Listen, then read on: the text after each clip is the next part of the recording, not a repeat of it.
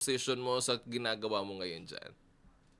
Opo, super blessed po ako, super happy ako ngayon dito sa work ko kasi parang diamond siya, na parang nahukay ko na diamond, alam mo yon na ano, okay ako dito, napakabait ng sponsor ko, at na alam mo yun, nagagawa ko lahat, nade-develop ko yung ano, yung mga dishes na gusto ko.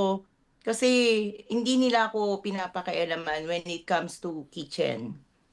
Akin yun.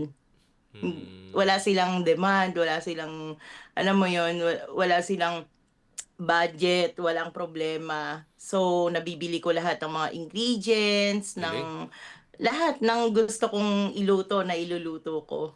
So, ibig sabihin chef, masasabi mo na swerte ka sa naging employer mo diyan sa Swer Dubai? Super po, super, as in, super swerte ako. Talagang masasabi mo mahal ka ng employer mo ano? Opo, kasi